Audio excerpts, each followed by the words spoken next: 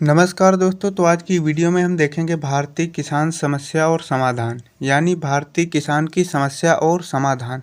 आप नीचे देख सकते हैं कितनी बार पूछा हुआ है, 14 से लेकर 24 तक। आने वाले साल भी पूछने के इसके चांस 100% हैं, क्योंकि 14 से लेकर अभी तक इसमें कोई गैप नहीं है। ऐसा साल नहीं जिस साल में ये पूछा ना गया हो, इसलिए इसको बारीकी से समझेंगे। तो सबसे पहले इसमें क्या करना है, आपको ये जो 12 वाले अगर हैं तो उनके लिए क्या करना है, इसको प्रस्तावना, ये जो लिखा हुआ प्रस्तावना, किसान की समस्याएं, किसान की समस्याओं का समाधान, उपसंहार, इसे बोलते हैं रूपरेखा। इतना डालना है, रूपरेखा लिखेंगे, उसके बाद में इतना डालने के बाद में आप शुरू कर सकते हैं। और कक्षा 10 वाले हैं उनको ये रूपरेखा डालना कोई ज़रूरी नहीं है, इसलिए इसको बारीकी से समझ लेते हैं। भारतीय किसान समस्या और समाधान, अगर कक्षा 10 में है तो आप भारतीय किसान समस्या और समाधान हेडिंग के बाद आप प्रस्तावना डाल के शुरू कर सकते हैं। अगर कक्षा 12 में है तो आपको पहले रूपरेखा डालना है, फिर उसके बाद में प्रस्तावना से शुरू करना है। तो प्रस्तावना में क्या लिखना है, भारतीय किसान देश की रीढ़ माने जाते हैं, लेकिन उन्हें कई मुश्किलों का सामना करना पड़ता है। उनकी मुख्य समस्याएं गरीबी, कर्ज का बोझ, फसल का सही मूल्य न मिलना, प्राकृतिक आपदाएं जैसे बाढ़ और सूखा, और आधुनिक तकनीक की कमी। इन कारणों से उनकी आर्थिक स्थिति कमज़ोर हो जाती है।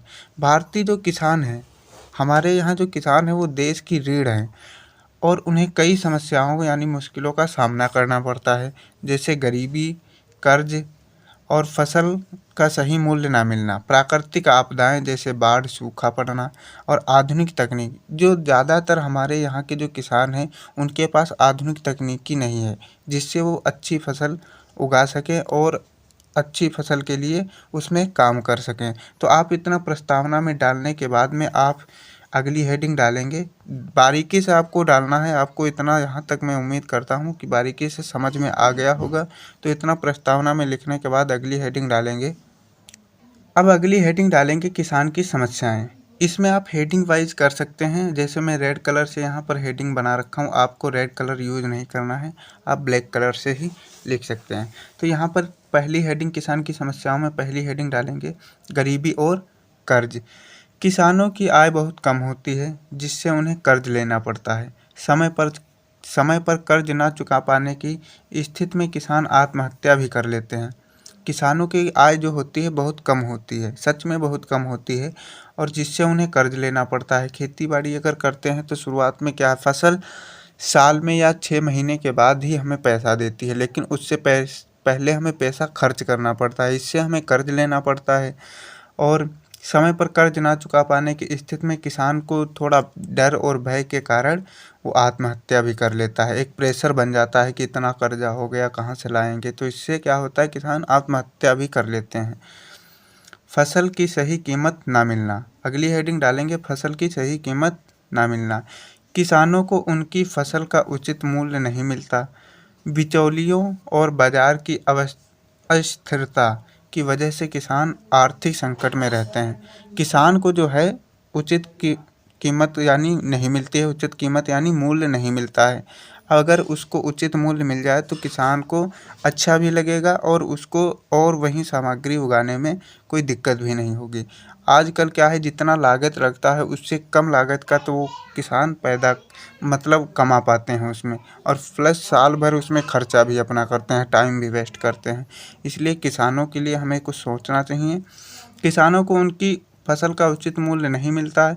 बिचौलियों और बाजार की अस्थिरता की वजह से किसान आर्थिक संकट में, आर्थिक का मतलब है उसके पास पैसों का संकट आ जाता है। जलवायु परिवर्तन, अनियमित वर्षा, सूखा या बाढ़ जैसी प्राकृतिक आपदाएं फसलों को नुकसान पहुंचाती हैं। जलवायु परिवर्तन भी क्या होता है, फसलों को नुकसान पहुंचाता है। अनियमित बिना मौसम बारिश भी हो सकती है। उसमें क्या है, फसल बुआई हुई है, उसमें वो जो है मिट्टी है वो एकदम ठोस हो जाती है, जिससे क्या होता है, बीज उग नहीं पाते हैं। सूखा या बाढ़ जैसी प्राकृतिक आपदाएं फसलों को क्या करती हैं, नुकसान पहुंचाती हैं, जिससे किसानों की मेहनत बेकार हो जाती है। जिससे किसानों की मेहनत क्या हो जाती है, बेकार हो जाती है। प्राकृतिक आपदाएं, बाढ़ ऊढ़ अगर आ गया तो हर किसान की फसल बर्बाद हो जाती है। इससे क्या होता है, किसानों की मेहनत जो थी वो बेकार जाती है। अगली इसी में हेडिंग डालेंगे उन्नत तकनीक और संसाधनों की कमी। छोटे किसानों के पास आधुनिक तकनीक और संसाधनों की कमी होती है, जिससे उनकी उत्पादन क्षमता कम हो जाती है। छोटे जो किसान होते हैं उनके पास इतने संसाधन नहीं होते हैं जिससे वो अच्छी फसल उगा सकें। लिख देंगे यहाँ तक जो 4 हेडिंग मैंने बनाकर लिखा है, इसमें आप 4 हेडिंग्स लिख देंगे बारीकी से। अब उसके बाद में आप हेडिंग डालेंगे किसान की समस्याओं का समाधान। इसमें भी आप हेडिंग वाइज लिख सकते हैं। अगर आपको हेडिंग वाइज नहीं लिखना है तो आप हेडिंग हटाकर ऐसे ही लिख सकते हैं, लेकिन हेडिंग वाइज लिखेंगे तो आपको अच्छे नंबर मिलेंगे, क्योंकि एग्जामिनर को ये अच्छा इफेक्ट पड़ेगा कि बच्चे ने कुछ सही लिखा है और वो भी हेडिंग वाइज लिखा है, इससे समझने में आसानी होगी। अब किसान की समस्याओं का समाधान में आप लिखेंगे कृषि में सुधार। पहली हेडिंग डालेंगे कृषि में सुधार। सरकार को कृषि के लिए आधुनिक तकनीक और संसाधनों को किसानों तक पहुंचाना चाहिए, जिससे उत्पादन बढ़ सके। सरकार को क्या करना चाहिए? कृषि के लिए आधुनिक तकनीक यानी नई नई मशीनें और संसाधन जो है किसानों तक पहुंचाना चाहिए, जिससे उत्पादन बढ़ सके। उचित मूल्य और समर्थन। अगली हेडिंग डालेंगे उचित मूल्य और समर्थन। किसानों को उनकी फसलों का सही दाम मिलना चाहिए। इसके लिए सरकार को न्यूनतम समर्थन मूल्य एमएसपी को सही ढंग से लागू करना चाहिए। अगली हेडिंग डालेंगे कर्ज माफ़ी और वित्तीय मदद। कर्ज में डूबे किसानों को राहत देने के लिए सरकार को कर्ज माफ़ी और सस्ती ब्याज दरों पर कर्ज देने की व्यवस्था करनी चाहिए। जो है कर्ज माफ़ी जहाँ तक हो सके वहाँ तक कर्ज माफ़ कर देना चाहिए। अगर कर्ज माफ़ नहीं होता तो सस्ती ब्याज दरों पर किसान को लिए व्यवस्था की जानी चाहिए कर्ज की। अगला हेडिंग डालेंगे जलवायु परिवर्तन से सुरक्षा। किसानों को सूखा, बाढ़, अन्य आपदाओं से बचाने के लिए बीमा योजनाएं और अन्य सहायक कार्यक्रम लागू होने चाहिए। किसानों को सूखा, बाढ़, अन्य आपदाओं से बचाने के लिए बीमा योजनाएं और अन्य सहायक कार्यक्रम लागू होने चाहिए। इतना आप डालेंगे किसान की समस्याओं का समाधान में। और लास्ट में डालेंगे उपसंहार। लास्ट में डाल देंगे उपसंहार। इसमें आपको लिख देना है बारीकी से क्या क्या है, क्या क्या करना चाहिए, कैसे हम और बेहतर बना सकते हैं।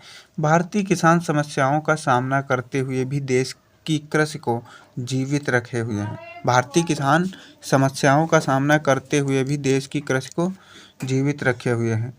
उनकी समस्याओं का समाधान देश की आर्थिक और सामाजिक प्रगति के लिए बहुत ज़रूरी है। उनकी समस्याओं का समाधान देश की आर्थिक और सामाजिक प्रगति के लिए बहुत ज़रूरी है। अगर सरकार और समाज मिलकर किसानों को बेहतर सुविधाएं, फसलों का उचित दाम, कर्ज माफ़ी और आधुनिक तकनीक दें तो किसानों की स्थिति में बड़ा सुधार हो सकता है।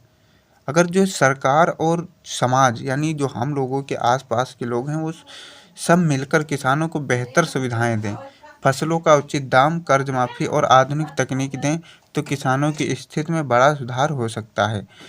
इसके साथ ही प्राकृतिक आपदाओं से सुरक्षा और बीमा जैसी योजनाएं किसानों के जीवन को सुरक्षित और स्थिर बनाएंगी। इसके साथ ही क्या होना चाहिए? प्राकृतिक आपदाओं से सुरक्षा और बीमा जैसी योजनाएं किसानों के जीवन को सुरक्षित और स्थिर बनाएंगी। और लास्ट में इतना लिख देंगे क्योंकि जब किसान खुशहाल नहीं होगा तो देश भी ना तो खुशहाल और ना तो समृद्ध होगा। अगर किसान ही खुशहाल नहीं है तो ना तो देश खुशहाल होगा ना ही देश समृद्ध होगा। इसलिए कहा जा सकता है कि देश तभी खुशहाल और समृद्ध होगा जब किसान खुशहाल होगा। आप इतना डाल देंगे उपसंहार में, आपको पूरे नंबर मिल जाएंगे।